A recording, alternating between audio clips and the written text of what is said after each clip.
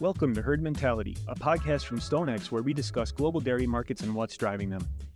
Remember that the trading of derivatives such as futures, options, and over-the-counter products or swaps may not be suitable for all investors.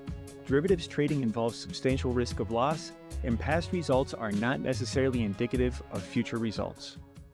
We're recording this on Tuesday, October 21st. With me this week is Dustin Winston. He's a commodity market analyst with the dairy team here. He's one of the two guys that we have based in Idaho. But for the past 2 weeks, he's been traveling around Australia and then up to Singapore for the SGX-NZX dairy conference there. And I thought it would be good to bring him on and find out what the topics of discussion were and what he learned at the conference in Singapore.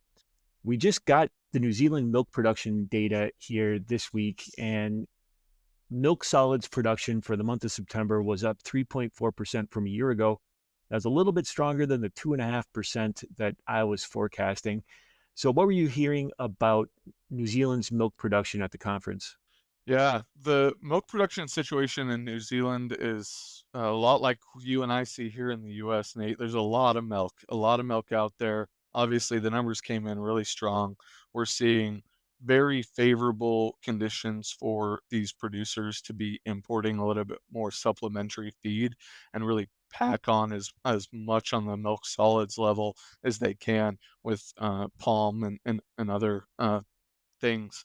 Pasture growth is also pretty good, from what we're hearing. It isn't quite at the record levels that we're seeing in 24, but still very, very supportive for the growth. Weather conditions are looking there well. I didn't get to go to New Zealand, but hearing from all those folks that weather looks great. Overall, the takeaway was uh, milk production in the North Island looks to be peaking, or at the very least, days away from peak expectations.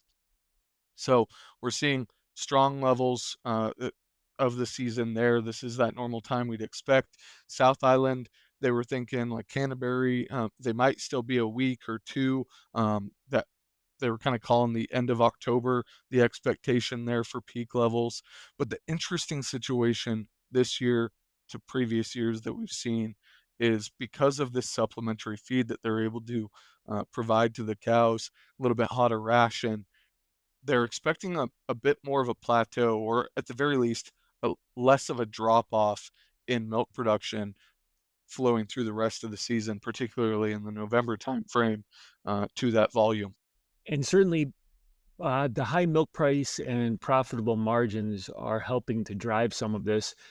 We've seen New Zealand pricing come off a bit on GDT. If you look at prices over the past 3 months, it's generally been trending down. But really, I'm surprised by how strong New Zealand prices have been in the face of absolutely collapsing prices out of Europe. Specifically, you can look at butter, where New Zealand butter on GDT is now trading at higher values than Europe. Was there much discussion around how well New Zealand prices have held up? There's a little bit of concern from some sellers that we might see a price decline. I think that that's probably a natural expectation given both where US and EU prices are. I can't imagine that Oceania holds this strong, particularly if we continue to see weakness in the months moving forward. We did just get those export numbers out from New Zealand here recently as well, today, I think, and they're good. They're growing over year ago levels. I don't think they're quite as good as you or I were expecting, but they're still seeing pretty decent demand out of New Zealand. That was not a concern that I heard, really. It was more on the rest of the world and a simple dynamic between price structure here and in the EU than in New Zealand. We also got the Chinese import data for September, and the imports on a milk equivalent basis were up 4.7% from a year ago. That was really close to what I was expecting, about a 4.5% increase based on what the major exporters say they shipped to China. And like you said, we just got the New Zealand export data for September. So a lot of that product lands inside of China in October. And those shipments to China were very strong. So when I kind of my early estimate for Chinese imports for October they might be up close to 10%. That number is going to shift around a little bit as we get other export data in, but it's looking like Chinese import demand here is turning out a little bit stronger than expected. Was there much discussion about the dynamics in China? Oh yeah, I mean, always conversation around the dynamics of China when they're the largest consumer around, right? But particularly when you're right next door to them. So we had some folks from China that I chatted with, and even fr within the conversations between those, parties, there was a pretty wide range of where folks thought that, imports might land over the next 3 to 6 to 12 months. The ranges were quite considerable. The one mainstay was we'll probably never see numbers that we saw 2, 3 years ago again with where Chinese production is looking like, and they all mentioned that that's something that's planned to continue on as well, despite the rough milk price there. But the demand seems to be coming back a little bit from the economic situation, which was, in my opinion, the one of the biggest factors of why imports had changed. Even despite their growing production level, they just were not in that great of an economic situation, and it sounds like that's recovering a bit in China and allowing for a little bit more of this, import demand. Sure. And the other big exporter in the region is Australia. What did you hear around Australian production? Yeah, Australian milk production is almost like the step cousin to the rest of the world here in a milk situation. It is completely flipped from New Zealand, from Europe, from the US, where we've got just so much milk flowing out. Australia is struggling. They've got processors. I heard from almost every processor there that they had to pay up to get milk, and there was not enough to go around. They've had some weather concerns for a multitude of years, continuing to see deficiency and political concerns around getting access to water as well. So that doesn't help anything. Over the last couple of years, their pricing dynamic has not been that great, and a lot of folks exited the market. And I asked a question from a couple of major players in Australia. Do you think with the increased price value that processors are paying for milk right now, that'll incentivize some folks to return or at least grow their operations? And the flat answer was no. I think that we've seen a significant change in the dynamic of Australia dairy, and particularly as they're seeing a lot of other agricultural and natural resource industries grow and take over those land areas. That's interesting. I'm not sure that Australian farm gate milk prices are really high enough to do it yet, but if you talk to anybody in Europe in 2021, 2022, you would have gotten the same story. And now we're looking at 3, 4, 5% growth out of Europe, right? But that comes after record high milk prices and very good margins that extended for more than a year. So maybe if Australian prices jump by another 20 or 30%, we could generate some of that growth, at least short term. Like I never want to rule it out. Nothing turns around farmers' moods more than profitability, right? And very good profitability. So I don't want to get too negative on Australia from a long-term perspective, but certainly with the direction that prices are headed globally, we're probably not going to push Australian prices up to a level that's really going to incentivize growth this season or next season. But I wouldn't rule it out at some point in the future. I think I think you're right in that. I mean, no one knows for certain where things will go, and you're spot on with the European comment.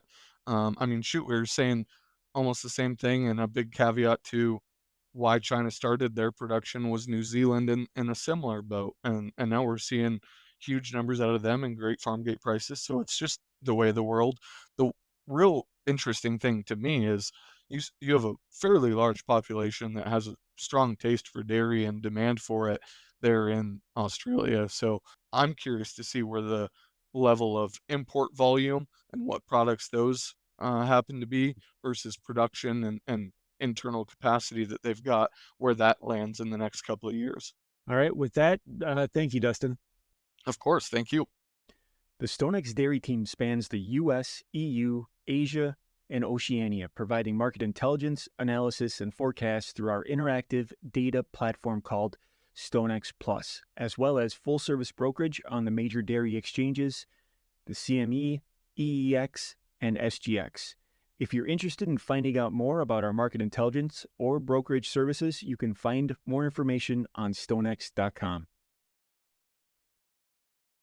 This communication is issued in the European Economic Area by StoneX Financial Europe SA, SFE by the SFE presenters noted. StoneX is the trade name used by StoneX Group Inc. and all its associated entities and subsidiaries. StoneX Group Inc. companies provide financial services worldwide through its subsidiaries, including physical commodities, securities, exchange-traded and over-the-counter derivatives, risk management, global payments, and foreign exchange products in accordance with applicable law in the jurisdictions where services are provided. References to certain over-the-counter products or swaps are made on behalf of StoneX Markets, LLC SXM, a member of the National Futures Association NFA and provisionally registered with the U.S. Commodity Futures Trading Commission CFTC as a swap dealer. SXM products are designed only for individuals or firms who qualify under CFTC rules as an eligible contract participant ACPAT and who have been accepted as customers of SXM. Wealth management is offered through SA Stone Wealth Management Inc., member FINRA/SIPC, and SA Stone Investment Advisors Inc., and SEC Registered Investment Advisor, both wholly owned subsidiaries of StoneX Group Inc. StoneX Financial Limited SFL is registered in England and Wales, Company No. 5,616,586. SFL is authorized and regulated by the Financial Conduct Authority registration number FRN 446,717 to provide to professional and eligible customers including arrangement, execution and, where required, clearing derivative transactions in exchange-traded futures and options. SFL is also authorized to engage in the arrangement and execution of transactions in certain OTC products, certain securities trading, precious metals trading and payment services to eligible customers. SFL is authorized regulated by the Financial Conduct Authority under the Payment Services Regulations 2017 for the provision of payment services. SFL is a Category 1 ring dealing member of the London Metal Exchange. In addition, SFL also engages in other physically delivered commodities business and other general business activities which are unregulated and not required to be authorized by the Financial Conduct Authority. StoneX Financial Europe SA, SFE is a securities trading firm registered in the Grand Duchy of Luxembourg under Company No. RC Lux B 10821. SFE is authorized by the Luxembourg Ministry of Finance and regulated by the Commission de Surveillance du Secteur Financier Registration No. P0000012 to carry out, inter alia, the activities of investment advisor, portfolio manager, professional acting on own account, broker in financial instruments, and commission agent. StoneX Financial Pte Ltd Co. Reg. No. 201130598R SFP is regulated by the Monetary Authority of Singapore and is a capital market service licensee for dealing in capital market products, an exempt financial advisor for advising on investment products and issuing or promulgating analyses/reports on investment products, and a major payment institution for cross-border money transfer service. StoneX Financial HK Limited C. No. BCQ152SHK is regulated by the Hong Kong Securities and Futures Commission for dealing in futures contracts. StoneX Group Inc. acts as agent for SFL in New York with respect to its payment services business. StoneX Financial Thai Limited SFA Akin 141774727 holds an Australian financial service license and is regulated by the Australian Securities and Investments Commission AFSL 345646. StoneX Securities Co. Limited SSJ Co. Reg. No. 0104010471999 is regulated by the Japanese Financial Services Agency as a Type I financial instruments business operator. Kanto Local Finance Bureau FIBO No. 291 is a member of the Financial Futures Association of Japan for dealing and broking FX and FX option transactions, and is a member of the Japan Securities Dealers Association for dealing and broking stock indices and option transactions. The information herein is not a recommendation to trade nor investment research or an offer to buy or sell any financial product. It does not take into account your particular investment objectives, financial situation, or needs, and does not create a binding obligation on any of the StoneX Group Inc. of companies to enter into any transaction with you. You are advised to perform an independent investigation of any transaction to determine whether any transaction is suitable for you. This material should be construed as the solicitation of an account, order, and/or services provided by the FCM division of StoneX Financial Inc., SFI NFAID 0476094 or StoneX Markets LLC SXM NFAID 0449652 and represents the opinions and viewpoints of the individual authors or presenters and does not necessarily reflect the viewpoints of SFI or SXM. It does not constitute an individualized recommendation or take into account the particular trading objectives, financial situations, or needs of individual customers. Additionally, this material should not be construed as research material. The trading of derivatives such as futures, options, and over-the-counter products or swaps may not be suitable for all investors. Derivatives trading involves substantial risk of loss, and you should fully understand the risks prior to trading. Past results are not necessarily indicative of future results. All references to and discussion of OTC products or swaps are made solely on behalf of SXM. All references to futures and options on futures trading are made solely on behalf of SFI. SXM products are intended to be traded only by individuals or firms who qualify under CFTC rules as an eligible contract participant SGX and who have been accepted as customers of SXM. SFI and SXM are not responsible for any redistribution of this material by third parties or any trading decisions taken by persons not intended to view this material. Information contained herein was obtained from sources believed to be reliable, but is not guaranteed as to its accuracy. Contact designated personnel from SFI or SXM for specific trading advice to meet your trading preferences. SFP may distribute analysis/report produced by its respective foreign affiliates within the StoneX group of companies pursuant to an arrangement under Regulation 32C of the Financial Advisors Regulations. Recipients should contact SFP at 656-309-1000 for any matters arising from or in connection with this podcast. No part of this material may be copied or duplicated in any form by any means or redistributed without the prior written consent of StoneX Group Inc. The podcast herein is not directed to or intended for distribution to or use by any person or entity who is a citizen or resident of or located in any locality, state, country, or other jurisdiction where such distribution, publication, availability, or use would be contrary to law or regulation. Copyright 2024 StoneX Group Inc. All rights reserved.